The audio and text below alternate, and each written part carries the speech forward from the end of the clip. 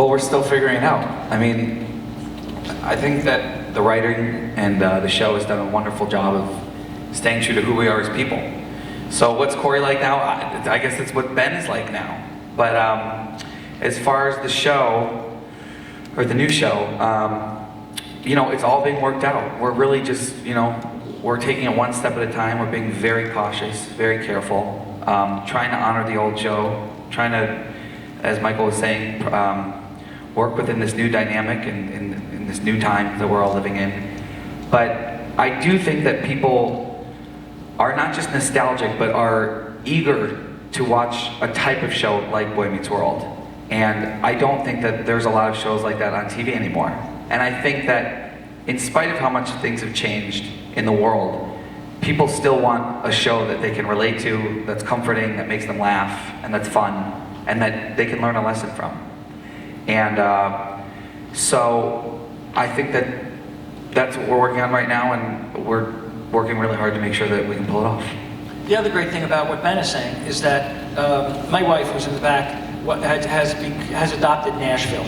She loves Nashville. And so I will adopt whatever Patty watches. I'm happy to sit down and watch. And another reason is because of Connie. Connie and I worked together in a short-lived series called Lost at Home, which was Connie and Mitch Rouse. And I know Connie, and I know what she's doing on Nashville. And for me, that's the delight, to watch this person I know. The best television is when you truly recognize someone and can associate with what they're doing. I know Ben, and I know Danielle, and I know everyone at this table. And hopefully I get to write for all of them now, because that to me will be fascinating. On the note of family dramas, there's not a lot of shows like Boy Meets World on anymore, as you said. There are like shows like Parenthood, which circulate around family. Do you think that this was the right time for the show because there's not anything like it on? And on that note, do you think there could ever be another like TGIF sort of block of television, or is that day long gone? I would love there to be another TGIF, and I don't want to monopolize the conversation. I'll simply say that I was approached about redoing a TGIF format. I think that the first thing that has to happen is a realization of children on television. Just track it. After Boy Meets World, after TGIF came off the air, children were persona non grata on primetime network television. So all of a sudden, there were boutique cable channels which catered to this particular audience. All of a sudden, with the advent of the success of Modern Family, which has some kids on it, finally, kids are sort of trickling back if you watch.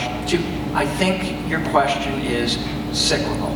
I think everything is cyclical. I think we explore something, you know, we ride the pony until it dies, which is unfortunate.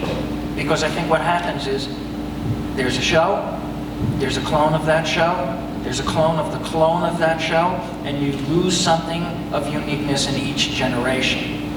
Boy Meets World was a unique show in its day. The reason I'm saying that Girl Meets World is not Boy Meets World is, how do I get up in the morning and think to myself that I'm not doing a unique show of this day?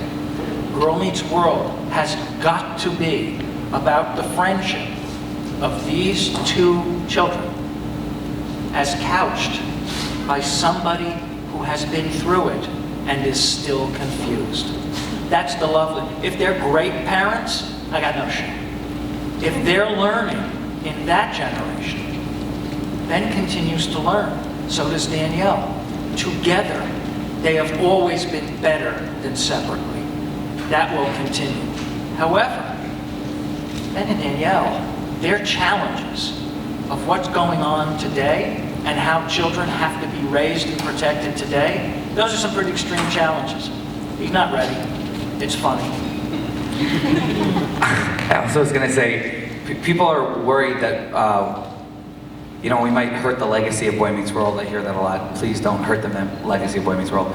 But I think it's important to stress that we're not doing Boy Meets World or doing Girl Meets World. And I think that this generation grew up with Boy Meets World, and it means something very special to them, as it means something special to us.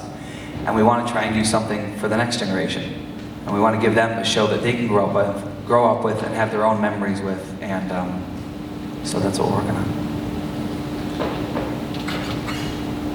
Do we?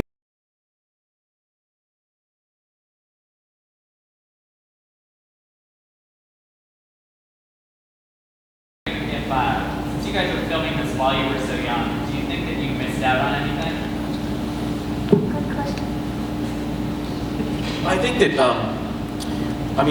obviously I wasn't on the show when they were young, but I started at a young age, and I think people ask that question, and I think you contemplate it, and you always go, gosh, would this have been that, was this like this, or what? But I think looking back like that, now as I'm getting older, is not really the proper thing to do. I mean, we had such an amazing experience, such a different, amazing childhood, that I don't think any of us really have any regrets about the way and the experiences the things that we got to see. I mean, we were pretty much adults at a young age, and we got to learn and be around adults, and I think it just helped us grow as people in ways that I don't think we ever would have been able to. Ryder came to me one day on the set and said, I have to quit. I'm really sorry, I really loved it. This was like year 5, and I have to go now, so long, bye-bye. And he turned and he went to the door, and that was like Columbo, and just as he reached the door, I said, why do you have to quit? He said, because I want to go to college. And I said, what makes you think we can't work out a schedule that you can go to college and still do the show? And he said, you could do that? And I think that what happens is that there is sort of a loss of innocence being basically born and raised on a Hollywood set, that Ryder did not contemplate that, of course, it is not this life versus life.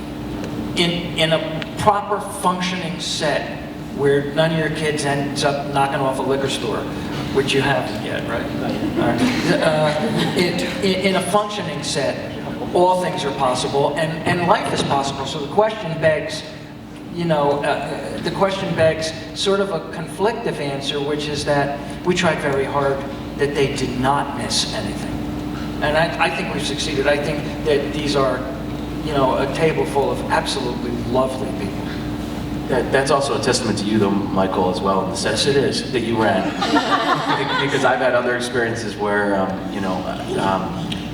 they weren't like that, and a lot of kids are not treated like that. And I'm lucky that I had a mom who was crazy about making sure that I remained a child and had school and all that. But Michael set an example that I have not experienced otherwise.